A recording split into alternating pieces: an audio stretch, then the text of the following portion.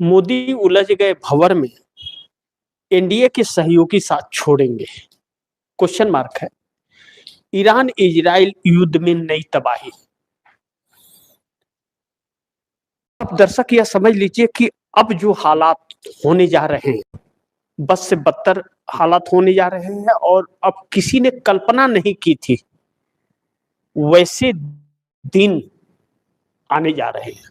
और यह नहीं कि आपको बहुत मौका मिलेगा कि आप आराम से वह दिन आएंगे, जी नहीं। अब कल के बाद उस दिन की शुरुआत होने जा रही है जो इस देश ने सपने में नहीं सोचा था। उस दिन की शुरुआत अब कल से होगी, क्योंकि ईरान ने इजराइल के 2 शहरों पर जो तबाही मचाई है और 100 से अधिक लोगों की जान गई है, और जो क्षति पहुंचा है, इजराइल उसे भरपाई नहीं उसका कर पाएगा, पहली चीज। और दूसरा, अब एक बात तो ईरान की तरफ से यह साफ हो गई कि वह रास्ता नहीं खोलेगा, और भारत इसमें नाकामयाब रहा है। गलत नीति नरेंद्र मोदी की और नरेंद्र मोदी की तानाशाहियों ने और नाकामियों ने अमेरिका के साथ खड़ा होकर और इजराइल के साथ इस युद्ध में भारत को बहुत बड़े संकट में डाल दिया है।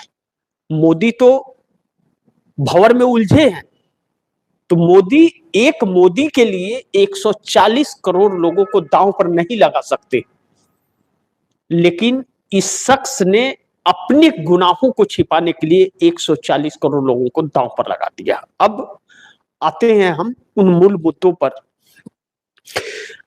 इसलिए मैंने कहा कि आप दर्शक इस कार्यक्रम को बहुत ध्यान से समझिएगा, और न समझ आए तो लाइव समाप्त होने के बाद इसे बार बार रिमाइंड करके समझने का प्रयास कीजिएगा, सब कुछ साफ हो जाएगा आपका।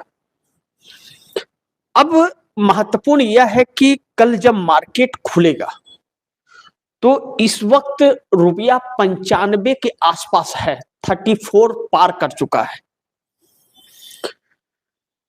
कल जो मार्केट टूटेगा और महंगाई मारेगी, सामान आ नहीं रहा है और न तो सामान यहां से जा रहा है, इंपोर्ट एक्सपोर्ट पूरी तरह से रुक गई है।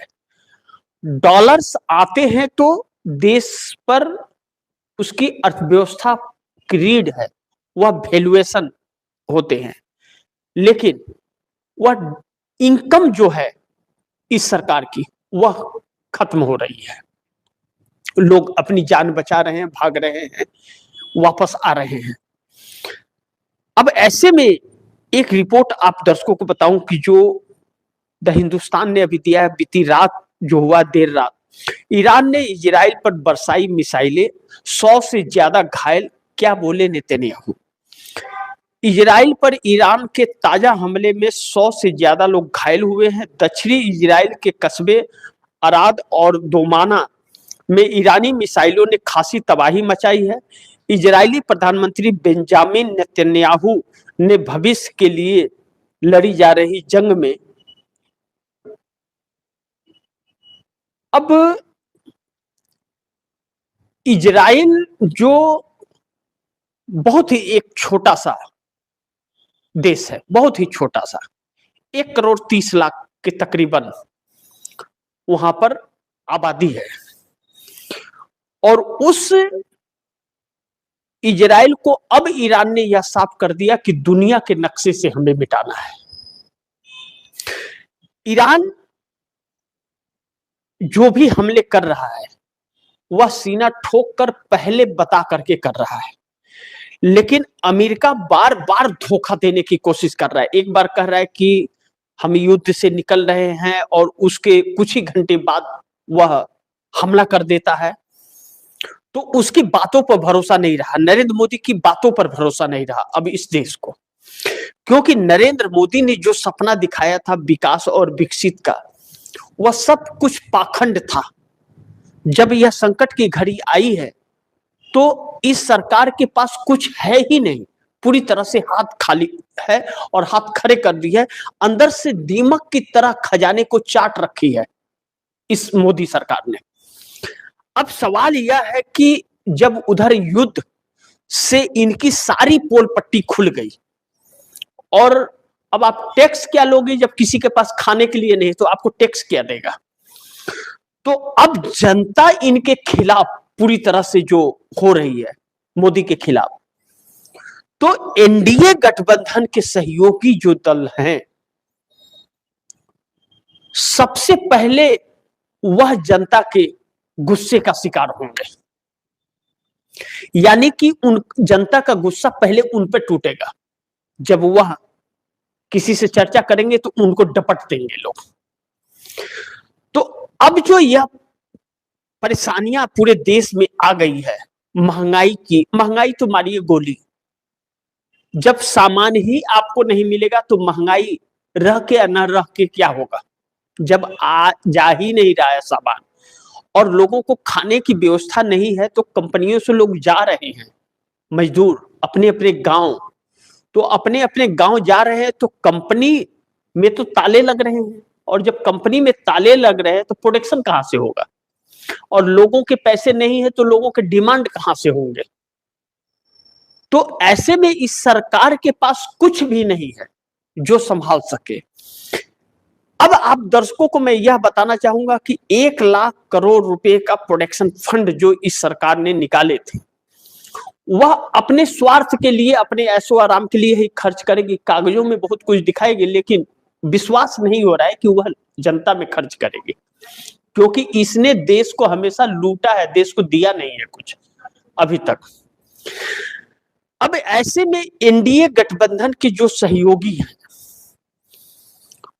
उनके अंदर क्या आ रहा है, क्या स्थिति उत्पन्न हो रही है, यह तो वक्त बताएगा। लेकिन चंद्रबाबू नायडू जो अहम सहयोगी दल इस सरकार के हैं, चंद्रबाबू नायडू बहुत खासे परेशान हो गए। उनकी तो पूरी लुटिया ही डूब गई और उनकी जवाबदेही आंध्र प्रदेश में तय है। अब इस सरकार में एनडीए के सहयोगी एकनाथ शिंदे महाराष्ट्र में है, तो उनके पास कोई जवाबदेही नहीं है। सीएम के पास जवाबदेही है, बीजेपी की है, और बीजेपी ही अपने मर्जी से सरकार चलाती है।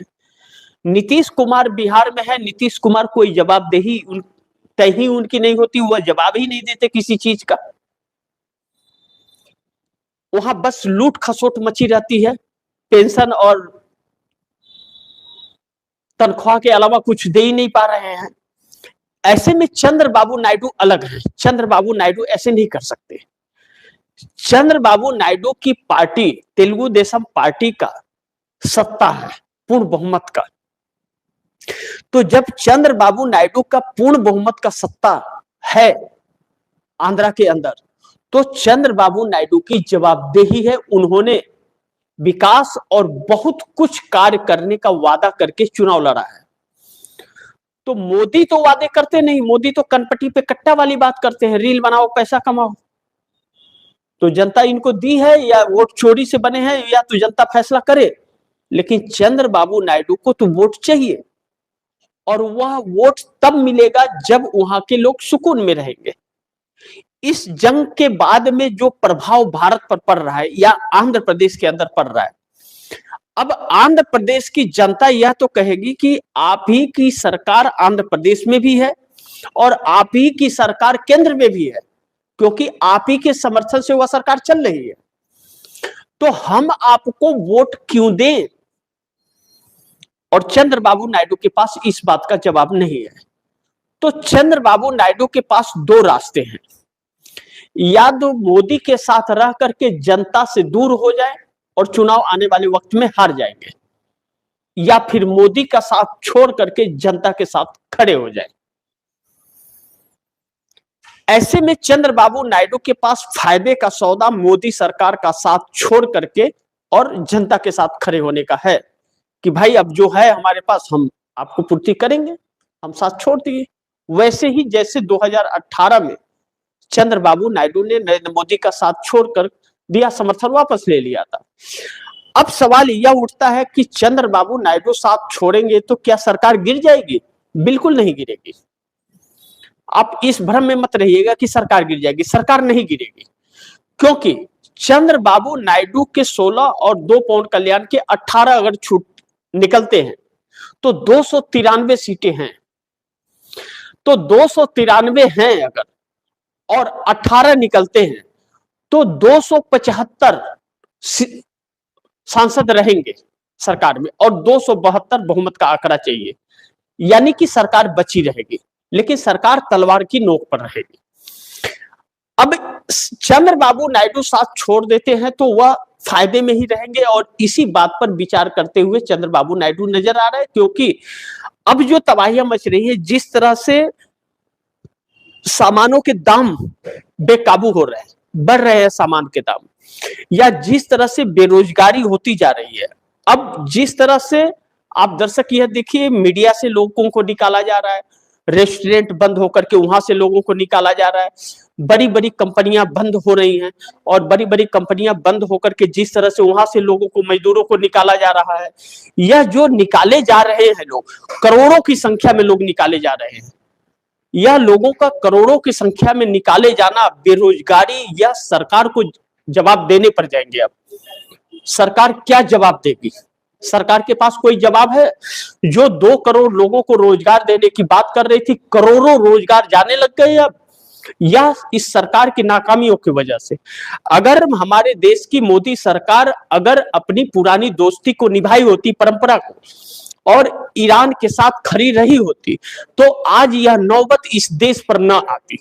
और जब इस देश पर नौबत ना आती तो सब कुछ सुख चैन से होता है। जैसे रसिया और चाइना इस वक्त खुशहाल है, उनके सारे सामान जा रहे हैं, कुछ रुक नहीं रहे, लेकिन भारत के सारे चीज एक बैग रुक गए। जब एक बैग सारे रुक गए तो बताइए कि देश कैसे चलेगा? 90% सामान तो आ रहा है और आना जाना उसका बंद हो गया। अब ऐसे हालात में देश आकर के पहुंच गया है, तो इस सरकार का क्या काम? इस सरकार को लेकर के कौन सर पर ढोएगा? तो अब एनडीए के सहयोगियों के अंदर यह बात अब समझ आने लगी है कि अब जनता बेकाबू हो रही है, क्योंकि कोरोना काल में एक भयावह बीमारी थी तो लोगों को समझ में आ रहा था, लेकिन अब भयावह बीमारी नहीं है, सरकार ने यह आफत जानबूझ के मोल ली है और इस देश को जो झूठ बोल रही थी कि हमारे पास सब कुछ है, हम यह इस तरह विकास कर रहे हैं, या हम यह कर रहे हैं, हम दुनिया में हमारा नाम हो रहा है, तो अब कहां है वह नाम और वह खजाने कहां हैं? जिस खजाने को बोल रही थी कि हमारे पास खजाना बहुत बड़ा है। राहुल गांधी सच बात कह रहे थे कि झूठी शान में जी रहा है यह व्यक्ति, पूरे देश को झूठे जाल में फंसा रहा है और झूठा आश्वासन दे करके देश को खोखला कर रहा है। और आज यह सरकार खोखला ही कर रही है सबको, और अभी भी सुधरने का नाम मोदी सरकार नहीं ले रही है। मोदी सरकार अभी भी यह साजिशों के तहत यह ट्रंप के साथ ही है, और ट्रंप खुद अपनी कुर्सी बचाने के लिए इस जंग को खत्म नहीं कर सकता, इस जंग को और बढ़ाना पड़ेगा उसे, क्योंकि उसके कान पकड़ करके अमेरिका की जनता हटा देगी। लेकिन यहां पर अभी तक वह सुगबुगाहटें नहीं हुई।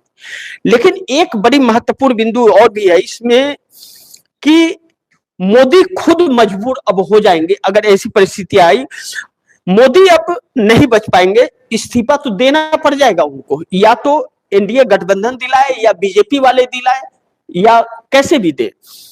लेकिन इससे एक बड़ी महत्वपूर्ण बिंदु यह है कि एनडीए में जो भगदड़ अब मचेगी, अब जो हालात देश के अंदर जब बद से बदतर होते जा रहे हैं, तो एनडीए के अंदर जो भगदड़ मचेगा अब ना, मोदी संकट में पड़ गए हैं। उधर युद्ध की वजह से आम जनता गुस्से आक्रोश में, क्योंकि उनको खाने पीने की दिक्कतें, महंगाई और बेरोजगारी, ऐसे में मोदी संकट में आ जाएंगे, क्योंकि वह जनता भी गुस्से में होगी। तो एनडीए के घटक दल छोटे छोटे भगदड़ मचेगी, वह अपने आप को बचाएंगे या सरकार को बचाएंगे। और दूसरा कि ईरान की आंच जो आ रही है भारत के अंदर, एक बड़ी तबाही की सुगबुगाहट है, और हमारे देश की सरकार के पास इसकी कोई तैयारी नहीं है। तैयारी रहता है तो आपदा में हर कोई उससे निपटने के लिए तैयार रहता है, लेकिन हमारे देश की सरकार के पास कोई तैयारी नहीं है, झूठी है। अभी भी हमारे मोदी सरकार के मंत्री पार्लियामेंट में झूठ बोल रहे हैं और चर्चा नहीं कर रहे हैं, विपक्ष से बात नहीं कर रहे हैं, देश को बता नहीं रहे हैं स्थिति क्या है, और विपक्ष बोल रहा है तो विपक्ष को बोलने नहीं देते। तो यह सारे जो छिपाए जा रहे हैं ना, आम जनता को उसकी कीमत चुकानी पड़ रही है। कितनी कायरता है और नाकामियां है इस सरकार के, कि इस सरकार के पास कोई एक व्यक्ति ऐसा नहीं है जो इस मुसीबत से निकाल सके, उसकी सोच नहीं है ऐसी, बल्कि वह अपने पैसे दौलत बचाने और अपने दौलत को बढ़ाने में अभी भी ध्यान भटका रहे हैं। एचडीएफसी बैंक को लेकर के जो बवाल चल रहा है और एचडीएफसी बैंक जो डूब रहा है, क्या सरकार की तरफ से कोई बयान आया? सरकार ने कुछ आश्वासन दिया जनता को? नहीं, क्योंकि सब इन्हीं के लोग उससे कर्ज ले लेकर के बैंकों को डुबा रहे हैं और लोग पैसे जमा नहीं कर रहे हैं। अगर कोई एक विपक्ष का व्यक्ति होता या आम व्यक्ति होता तो उसके घरों पर यह लोग पुलिस भेज करके सब कुछ करते। अब यूएनआई जो पंडित जवाहरलाल नेहरू ने अखबार चालू किया था, उस मीडिया संस्था को 300 पुलिस भेज करके बंद करवा दिया। क्यों? क्योंकि वह पंडित जवाहरलाल नेहरू ने चालू किया था। तुमने क्या किया? कायर की तरह भाग रही है सरकार, डरपोक की तरह बिल में ढुकी हुई है, निकम्मे लोग बैठे हुए हैं इसके लिए। यह कुछ कर नहीं सकते, सिर्फ आपको लूट सकते हैं, तबाह कर सकते हैं, बर्बाद कर सकते हैं, परेशान कर सकते हैं आपको। और अब सोशल मीडिया पर खबरों को रोकने का सिलसिला चल पड़ा है। कब तक रोकोगे तुम? रोक करके बच जाओगे क्या? लोगों को जानकारियां नहीं मिलेंगी सही, तो जो गोदी और दलाल मीडिया गोद में बैठी है सरकार के, जनता उसका हिसाब कर देगी आने वाले वक्त में। उनका भी कल वही हाल होगा जो इनका होगा। तो अब यह तबाही किस हद तक बढ़ेगी, या जब कल बाजार खुलेगा तो पता चलेगा। लेकिन ईरान ने इजराइल पर हमला और तेज किया, अमेरिका पड़ा अलग थलग। अमेरिका के सबसे शक्तिशाली फाइटर जेट जो सबसे शक्तिशाली है, उसके ऊपर उसके पास नहीं है।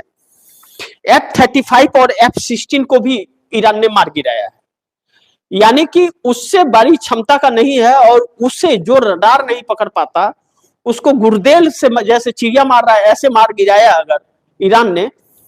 तो विश्वगुरु कौन है?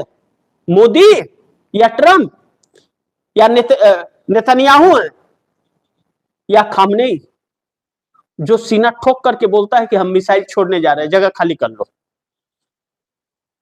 यह एक डरपोक और निकम्मों की फौज खड़ी हो गई है अलग अलग देशों में, जो लोगों को गुमराह कर रही है और असलियत को छिपाने का प्रयास कर रही है, अपनी निकम्मापन छिपाने के लिए लोगों को तबाह कर रही है। ऐसी सरकारें जिस देश में भी रहेंगी, उस देश का कभी भला नहीं हो सकता सिवाय बर्बादी के। और इस वक्त जो हालात चल रहे हैं वह बस से बदतर है। कल के बाद क्या होगा अगर ऐसे ही चलता रहा? रूह कांप जा रही है खबरों से।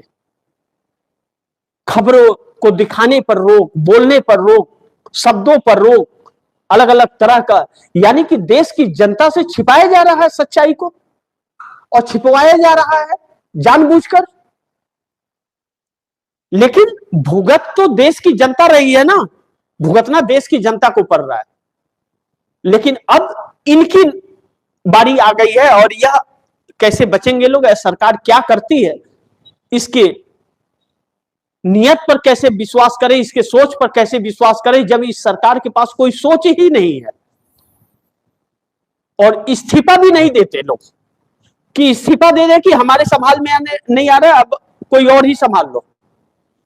और यह सब कुछ अमेरिका में ट्रंप का चेहरा, इजराइल में नेतन्याहू का चेहरा और भारत में मोदी का चेहरा जिस दिन हट गया, इन तीनों देशों का भला हो जाएगा। और इजराइल तो एक आतंकवादी है, वह नेतन्याहू। मोदी भी है क्या? हिस्ट्री तो इनकी कुछ ऐसी ही कहानी कहती है। तो देश पर एक बड़ा संकट है, जो सोचना पड़ेगा देश को, और आप दर्शक इसे समझिए। और गुजारिश करूंगा कि आप दर्शकों को नहीं समझ आया तो लाइव समाप्त होने के बाद एक बार इस कार्यक्रम को फिर से समझिए। बहुत बड़ी आपदा के शिकार होने जा रहे हैं आप। तो इसी के साथ आप दर्शकों से इजाजत चाहूंगा, अगली खबर के साथ फिर हाजिर होऊंगा। लेकिन आप दर्शकों की क्या राय है, क्या सुझाव है, कमेंट बॉक्स में जरूर दीजिएगा। इस खबर को ज्यादा से ज्यादा शेयर कीजिएगा, अपने दोस्तों को भी कहिएगा आगे शेयर करें।